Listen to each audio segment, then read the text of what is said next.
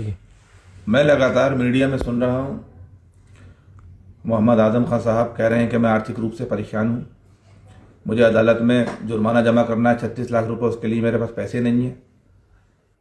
कई बार उन्होंने आप लोगों से ये भी कहा है कि मैं अपना घर बेचना चाहता हूँ। कई बार के विधायक रहे हैं आजम खान साहब, सांसद भी रहे हैं। हमें बड़ा तरस आया, इसलिए हमने जो लोग ज़कात देते हैं, जो लोग खैरात देते हैं, उनसे मांग की है कि आजम खान साहब को ज़कात और खैरात दे दें। हम शिविर भी लगाएंगे, वहाँ चंदा मांगेंगे आजम खान साहब के लिए। हमें अच्छा नहीं लग रहा है ये। और मैंने खुद भी 500 रुपये का आजम खान साहब को मनी ऑर्डर किया है। लेकिन हाँ, ये बड़ी शर्म की और गैरत की बात है कि उनके पुत्र ने जेल से आने के बाद और आजम खान साहब के जेल में रहने के बाद कई प्रॉपर्टीज़ खरीदी हैं, जिसके मैं कागज़ आपको दिखा भी रहा हूँ। गांधी समाधि के पास की एक प्रॉपर्टी है। इसके अलावा उनके पुत्र के दोस्तों की कई प्रॉपर्टीज़ हैं।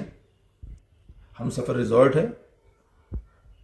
एक अमीर बेटे के बाप को भीख मांगना पड़ रही है, ये बड़ी शर्म की और गैरत की बात है। और ये बात बेटे के लिए बड़ी शर्म की बात है।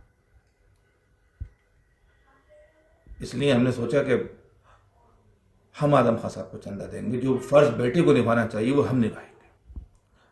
लेकिन मैं एक बात और भी आपसे कहना चाहता हूं,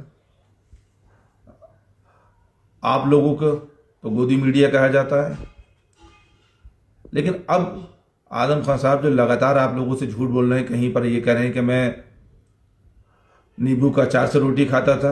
एक जगह उन्होंने ये कहा कि सन 1989 में मेरे ऊपर तमंचा निकाला गया, मेरा पत्नी, मेरी बहनें, मेरे दोनों पुत्र। एक तरफ तो आप ये कहते हैं कि अब्दुल्ला आजम की जन्मतिथि 1990 है, हालांकि अदालत 1993 मांग रही है, वो मामला न्यायालय में है। फिर भी अगर उनकी आजम ही खां की बात मानी जाए कि 1990 है, तो 1989 में तो अब्दुल्ला खां पुत्र अब्दुल्ला खां पैदा भी नहीं हुए थे। तो ये लगातार जो झूठ बोल रहे हैं उसका भी हम पर्दाफाश करेंगे। जो उनकी प्रॉपर्टियां हैं उसका भी हम पर्दाफाश करेंगे। और मैंने तो कहा था कि हमसे जो गलतियां हुई, हमने अपने अल्लाह से माफ़ी मांगी है, तौबा की है। और हम समझ रहे थे कि आजम खान साहब भी जेल से आने के बाद तौबा करेंगे और जिन लोगों पर मजालिम की हैं, जुल्म ढाए हैं, उनसे माफ़ियाँ मांगेंगे। लेकिन आजम खान साहब तो लगातार झूठ बोल रहे हैं। हमने भी तय किया है कि अब उनके हर झूठ का हम पर्दाफाश करेंगे। हाँ, आप लोगों ने भी देखा होगा, देखिए कोल्हापुर से गाड़ी भगाई गई है फॉर्च्यूनर, लखनऊ के पते से खरीदी गई।